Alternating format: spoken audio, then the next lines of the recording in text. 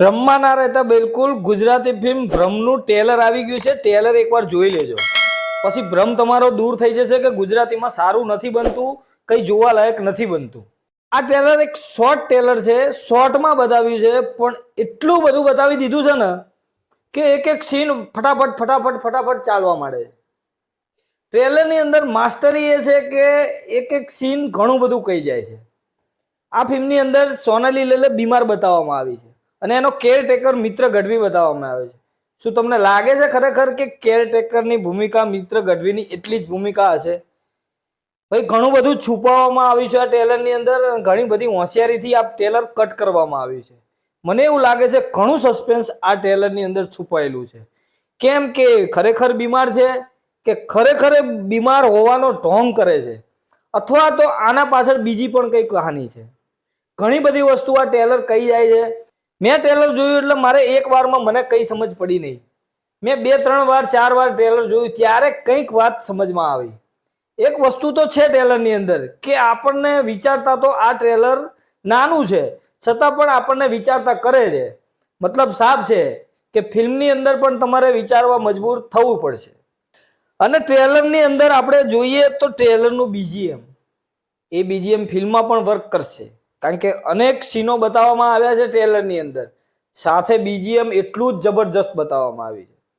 એટલું sound system આપણે earphone લગાવીને સાંભળીએ ને તો આપણને અંદાજ આવે કે ટ્રેલરની અંદર કેટલી મજા આવે છે. એકદમ થ્રિલ ને સસ્પેન્સ ને આવી ફિલ્મો ઓલરેડી મને ગમે જ છે, એટલે આ ફિલ્મ તો હું તો મિસ કરવાનો નથી. પલ્લવ પરીખ આ ફિલ્મના ડિરેક્ટર છે. હું ઇકબાલ ફિલ્મના મેકરો આ ફિલ્મ સાથે જોડાયેલા છે. સીધી વાત છે કે આ ફિલ્મ નોર્મલ ફિલ્મ તો નથી ભાઈ.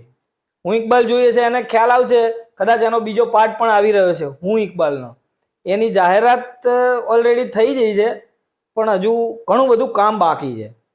ટ્રેલરની અંદર એક સીધી કહાની આપણને દેખાય છે, મતલબ કે આંખે ઉડીને વળગે એવી કહાની દેખાય છે કે સોનાલી લેલે આપણને બીમાર દેખાય છે. એ બીમારીમાં કંઈ એવું પગલું ભરી દે છે કે એની પાછળ કંઈ મર્ડર થઈ જશે અથવા એના દ્વારા કંઈ મર્ડર થઈ જશે, એવી કંઈક કહાની આપણને અત્યારે ટ્રેલર પરથી દેખાય છે. પણ મને તો આ ચોક્કસ વિશ્વાસ છે મેકર પર. ટ્રેલરની અંદર સ્ટાર્ટિંગમાં જ બતાવી દેવામાં આવે છે કે ઘણી બધી ફિલ્મો આવી બની ચૂકી છે ભારતમાં, પણ આ ફિલ્મ સૌથી અલગ છે. એ લાઈન જોઈને જ મને એક ખ્યાલ આવે છે. સીધી વાત છે કે આ લોકો કંઈક નવું કરશે. નવું થઈ ગયું છે, પતી પણ ગયું છે, પણ આપણને બતાવવાનું બાકી છે.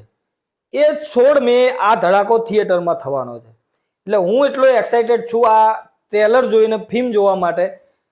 પોસ્ટર જોઈને જ આપણને ફિલ્મ જોવાની ઈચ્છા મેં વ્યક્ત કરી જ દીધી હતી કે પોસ્ટર જ ફિલ્મનું એવું છે કે ઘણું બધું પોસ્ટરની અંદર આપણે છુપાયેલું દેખાય છે. પણ ટ્રેલર જોયા પછી આ ફિલ્મ ફર્સ્ટ શોમાં જોવાની થાય છે.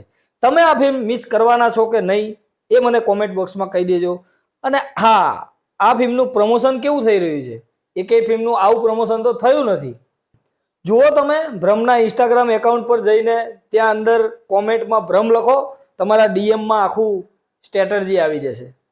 એ જોઈને ખરેખર મજા આવે છે કે આવું કંઈક નવું નવું લોકો જેટલા કનેક્ટ થઈ શકે.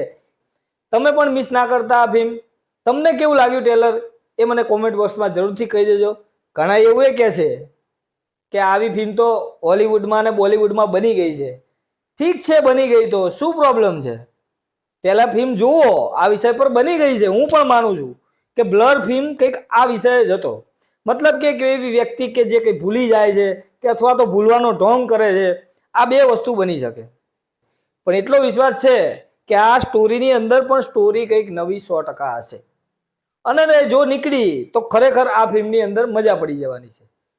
મળીએ મિત્રો નેક્સ્ટ વિડીયોમાં નવી ફિલ્મ સાથે સિનેમા શો પર.